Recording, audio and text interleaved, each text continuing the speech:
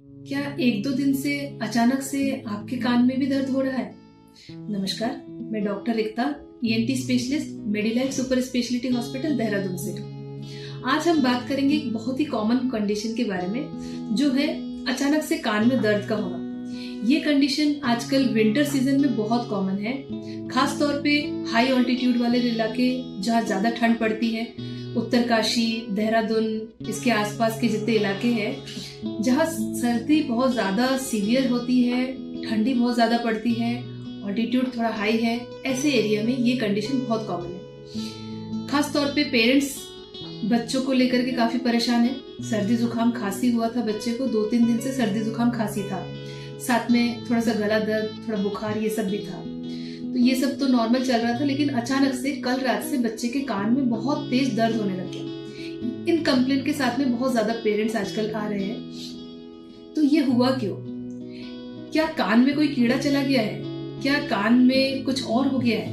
तो ये मेनली होता है कान और नाक को जोड़ने वाली जो ट्यूब होती है, यूस्टिशियन ट्यूब, उसके थ्रू नेजल इन्फेक्शन जो है वो कान के मिडिल ईयर में पहुंच जाता है। कान के मिडिल ईयर स्पेस में सेल्स होते हैं, गोबलेट सेल्स, जो म्यूकस सिक्रेटिंग सेल्स होते हैं, और कई बार नाक के रास्ते से यूस्टिशियन ट्यूब के थ्रू इन्फेक्शन कान में पहुंच जाता है। मिडिल ईयर स्पेस में इन्फेक्शन जाने से वहां पे फ्लूइड इकट्ठा होने लगता है, कान के पर्दे में रेडनेस, कंजेशन, सूजन, बल्जिंग, ये सब होने लगते हैं। बाद में कान का पर्दा बल्ज करते करते कई बार पर्दा फट करके वहां से पस भी आने लगता है। पर्दा बिल्कुल रेड, कंजेस्टेड, स्वेलिंग होती है, दर्द काफी सीवियर होता है। कंडीशन को कहते हैं अक्यूट ओटाइटिस मीडिया। कान के मिडिल ईयर स्पेस में इन्फेक्शन की वजह से हुआ। इन्फेक्शन आया कहां से? नाक और गले के रास्ते से, यूस्टिशियन ट्यूब के थ्रू। तो हमें सर्दी जुकाम खांसी को बिल्कुल ही लाइटली नहीं लेना चाहिए। इससे पहले कि कान में इन्फेक्शन पहुंचे, उससे पहले ही हमें ईएनटी स्पेशलिस्ट को कंसल्ट करके सही तरीके से ट्रीटमेंट शुरू कर देना चाहिए। कान का पर्दे में यदि छेद होकर के पस आने लगेगा, उसके बाद यदि आप सोचोगे तो तब तक तो देर हो चुकी होती है, पर्दे में छेद हो चुका है, उसके बाद कभी सर्जिकल इंटरवेंशन की भी जरूरत पड़ सकती है। तो इससे पहले कि ये कंडीशन आए, हमें उससे पहले ही सर्दी जुकाम को कंट्रोल कर लेना चाहिए। मेनली होता है बच्चों में। क्यों? क्योंकि बच्चों का जो यूस्टिशियन ट्यूब है वो ज्यादा ही हॉरिजॉन्टल होता है, उसमें नाक के रूट से कान में इन्फेक्शन बहुत इजीली चला जाता है। तो इसमें हमें कान में आप कितनी भी ड्रॉप डलवा लो, उससे आपका कान का दर्द नहीं जाएगा, क्योंकि कान साफ है, कान में कोई पस नहीं है, मवाद नहीं है।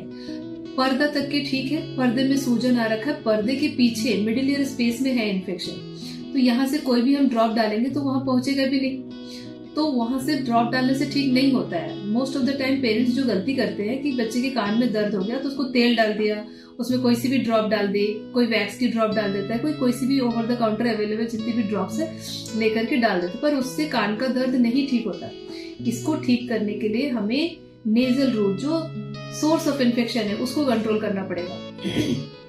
कई बार इन्फेक्शन ज्यादा हो तो एंटीबायोटिक भी देना पड़ सकता है, नाक के रूट से नेजल डिकंजेस्टेंट देना पड़ सकता है, और उसके बाद ही ये कान का प्रॉब्लम जो है वो सॉल्व होता है।